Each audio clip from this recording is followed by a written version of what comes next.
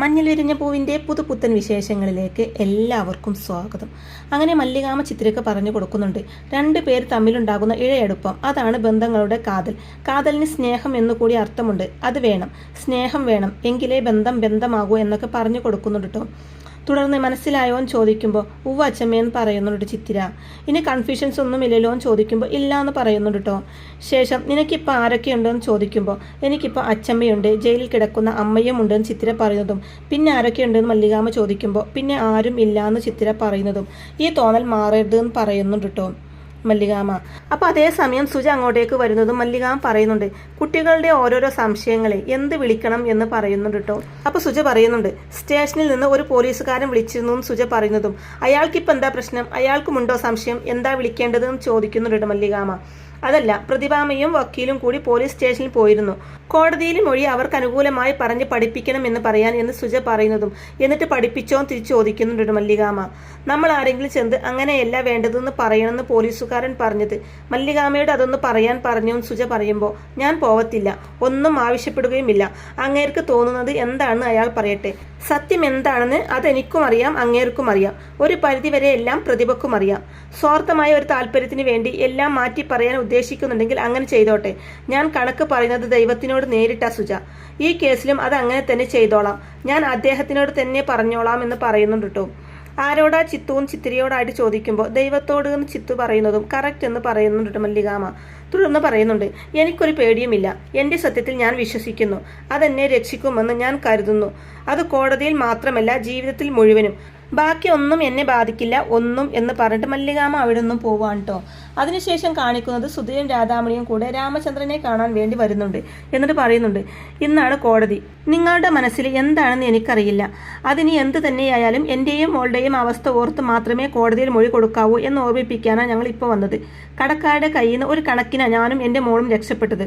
മറ്റുള്ളവരുടെ മുമ്പിൽ തല കുമ്പിട്ട് ജീവിക്കാൻ തുടങ്ങിയിട്ട് ഒരുപാട് കാലമായി. അതിൻ്റെ കാരണം നിങ്ങളായിരുന്നു, നിങ്ങളുടെ കഴിവുകേട്. ഇനിയെങ്കിലും ഞങ്ങൾക്ക് അന്തസ്സോടെ ജീവിക്കണം എന്നുണ്ട്, അതിന് ക്യാഷ് വേണം, അത് കിട്ടാൻ നിങ്ങൾ ഒരാൾ വിചാരിച്ചാലേ കഴിയൂ എന്നൊക്കെ പറയുന്നുണ്ട് സുധ രാമചന്ദ്രനോടായിട്ട്. അപ്പോൾ രാധാമണി, നമ്മൾക്ക് അനുകൂലമായിട്ട് അച്ഛൻ കോടതിയിൽ മൊഴി പറയൂ അമ്മയെന്ന് പറയുന്നതും സുധ പറയുന്നുണ്ട്, നീ മിണ്ടരുത്, നിനക്കറിയില്ലല്ലോ ഇങ്ങേരെ എങ്ങനെ എൻ്റെ ജീവിതം തകർക്കാം, അത് മാത്രം ഇത്രയും കാലം ഈ മനുഷ്യൻ ആലോചിച്ചതും ചെയ്തതും, ഇനിയും അങ്ങനെ തന്നെ ചെയ്യുമെന്ന് എനിക്ക് നല്ല പേടിയുണ്ട്, ചെയ്യരുതെന്ന് പറഞ്ഞു ഉറപ്പിക്കാനാ ഈ വൈകിയ വേളയിൽ ഞാൻ വന്നതെന്നൊക്കെ സുധ പറയുമ്പോൾ രാമചന്ദ്രൻ പറയുന്നുണ്ട്, നീ പേടിക്കേണ്ട, എൻ്റെ തീരുമാനം ഞാൻ പ്രതിഭയോട് പറഞ്ഞിട്ടുണ്ട് എന്ന് പറയുന്നുണ്ട് കേട്ടോ. പ്രതിഭ എന്നോട് പറഞ്ഞു, അത് മാറരുതെന്ന് സുധ പറയുന്നതും ഇല്ല, നിനക്ക് എന്നെ വിശ്വസിക്കാം എന്ന് പറയുന്നുണ്ട് രാമചന്ദ്രൻ.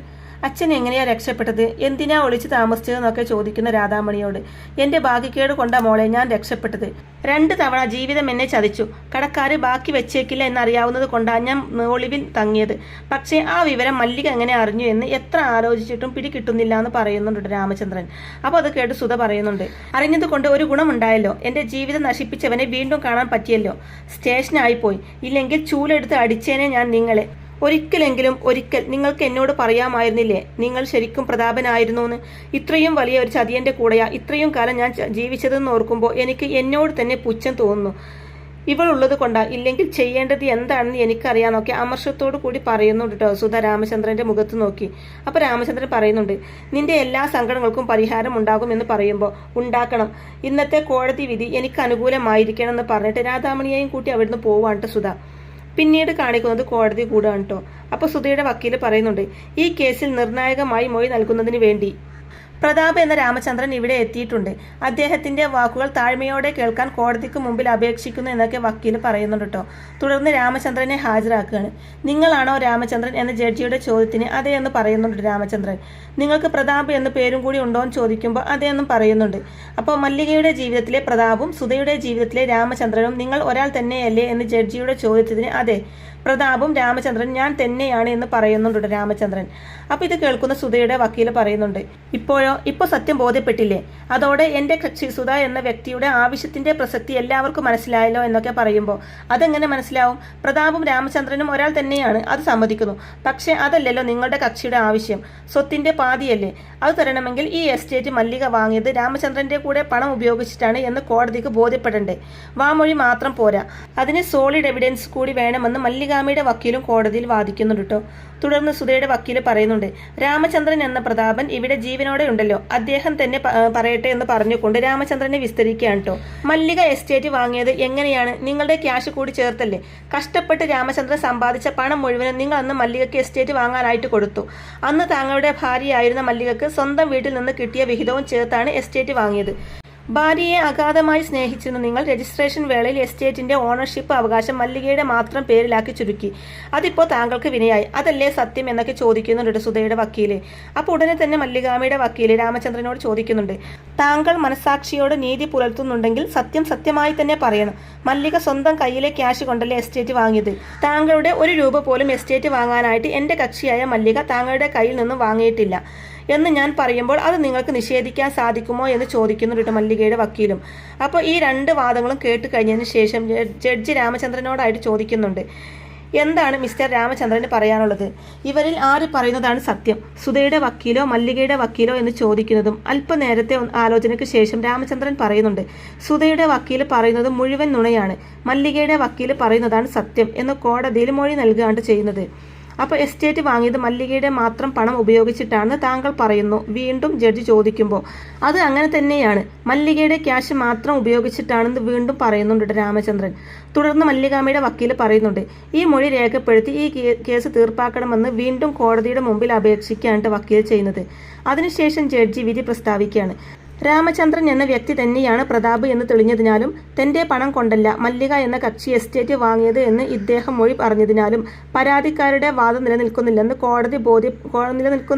കോടതിക്ക് ബോധ്യപ്പെട്ടിരിക്കുന്നു.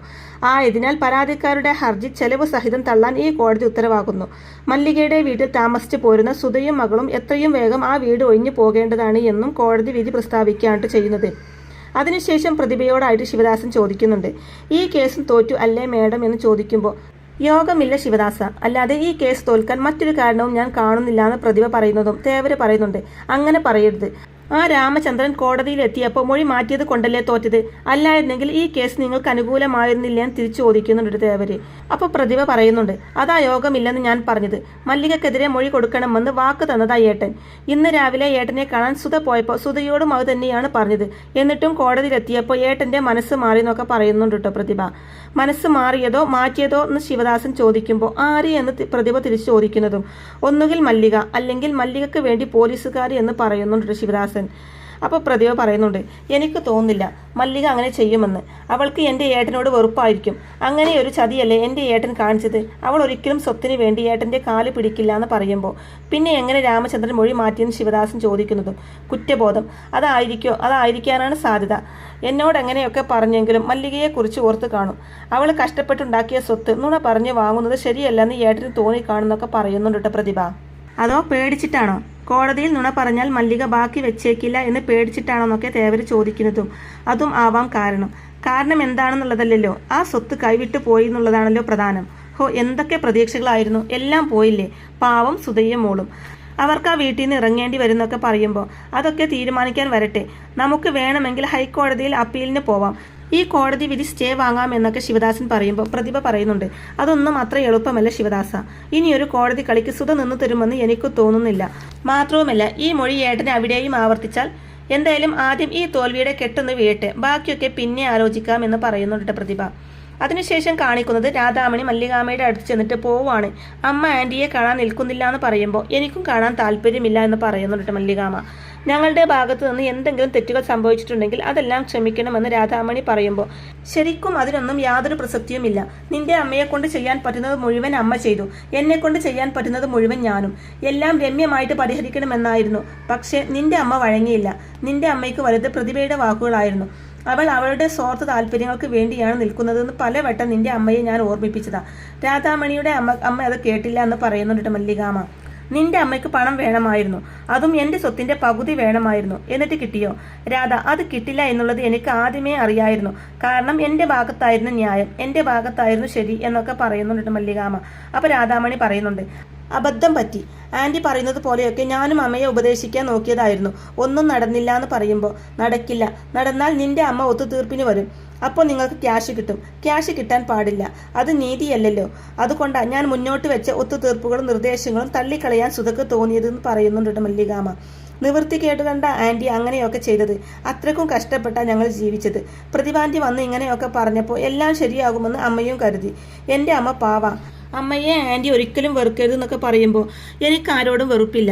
ഇങ്ങനെ സംഭവിക്കണം എന്നുള്ളത് കാലത്തിൻ്റെ ഒരു തീരുമാനമായിരുന്നു. അതും നടന്നു. പണ്ട് ഞാൻ തന്ന വാഗ്ദാനങ്ങളൊന്നും മറന്നിട്ടില്ല. നിന്റെ കല്യാണമാകുമ്പോൾ വരണം, എന്നെ അറിയിക്കണം, എന്നെക്കൊണ്ട് പറ്റുന്ന സഹായങ്ങൾ ഞാൻ ചെയ്തിരിക്കുന്നു പറയുമ്പോൾ അങ്ങനെ പറയാൻ തോന്നിയത് ആൻറ്റിയുടെ വലിയ മനസ്സ്. കല്യാണമായ ക്ഷണിക്കാൻ ഞാൻ എന്തായാലും വരും. ഞാൻ അമ്മയെപ്പോലെ തന്നെയാണ് ആൻറ്റിയെയും കാണുന്നത് എന്ന് പറഞ്ഞ് രാധാമണി പോകുമ്പോൾ രാധാമണിയെ ചേർത്ത് പിടിച്ച് കെട്ടിപ്പിടിച്ച് ഉമ്മ കൊടുക്കുന്നുണ്ട് മല്ലികാമ്മ. അതിനുശേഷം ചിത്തിരിയോടും നിരഞ്ജനയോടും സുജയോടും കൂടി യാത്ര പറഞ്ഞ് രാധാമണി ഇറങ്ങാൻ കേട്ടോ. അങ്ങനെ രാധാമണിയും സുധയും പോകുമ്പോഴായിരിക്കട്ടോ രാമചന്ദ്രൻ അവരെ കണ്ട് അവരുടെ മുമ്പിലേക്ക് വരുന്നത്. രാമചന്ദ്രനെ കണ്ടിട്ടും ദേഷ്യത്തോടെ രാധാമണിയും സുധയും അയാളെ മൈൻഡ് ചെയ്യാതെ പോവാൻ തുടങ്ങുന്നതും രാമചന്ദ്രൻ പറയുന്നുണ്ട്, നീ വിഷമിക്കേണ്ട, നമുക്ക് അർഹതപ്പെട്ടതല്ല ആ എസ്റ്റേറ്റ് എന്ന് പറയുമ്പോൾ ഉടനെ തന്നെ സുധ ദേഷ്യപ്പെട്ട് രാമചന്ദ്രനോട് മിണ്ടിപ്പോകരുത്, അവസാനത്തെ പ്രതീക്ഷയായിരുന്നു ആ എസ്റ്റേറ്റ്. സത്യസന്ധത ചമഞ്ഞ് അതില്ലാതാക്കിയപ്പോൾ സമാധാനമായല്ലോ. കയറി കിടക്കാൻ ഒരു വീട് പോലും ഇല്ലല്ലോ എന്ന് ഓർത്തില്ലല്ലോ നിങ്ങളെന്ന് സുധ പറയുമ്പോൾ ഒന്നും ഓർക്കാത്തത് കൊണ്ടല്ല, നുണ പറയാൻ മനസ്സ് വന്നില്ല എന്ന് പറയുന്ന രാമചന്ദ്രനോട് ജീവിതകാലം മുഴുവൻ നിങ്ങൾ പറഞ്ഞുകൊണ്ടിരുന്നത് നുണയല്ല അല്ലേ? അനാഥൻ എന്നല്ലേ എന്നോട് പറഞ്ഞത്? അത് നുണയായിരുന്നില്ലേ? പ്രതാപിന് പകരം രാമചന്ദ്രൻ എന്ന് പറഞ്ഞു, അത് നുണയായിരുന്നില്ലേ? എന്നിട്ടിപ്പോൾ സത്യസന്ധനാണ്. എന്തിനാണ് കാത്തു നിന്നത്? ഞങ്ങളെ കാണാനോ? എനിക്കിങ്ങനെ ഒരു ഭർത്താവ് വേണ്ട, എനിക്കിങ്ങനെ ഒരു അച്ഛനും എന്ന് പറയുന്നുണ്ട് കേട്ടോ രാധാമണിയും. അപ്പോൾ രാധാമണിയും കുറ്റപ്പെടുന്നുണ്ട് കേട്ടോ, അച്ഛൻ ഇങ്ങനെ ഒരാളായിരുന്നു എന്ന് ഒരിക്കലും ഞാൻ ഓർത്തില്ല എന്ന് പറയുമ്പോൾ രാമചന്ദ്രൻ പറയുന്നുണ്ട്, പറ്റിപ്പോയി മോളെ, എല്ലാം എൻ്റെ തെറ്റായിരുന്നു എന്ന് സമ്മതിക്കുന്നുണ്ട്.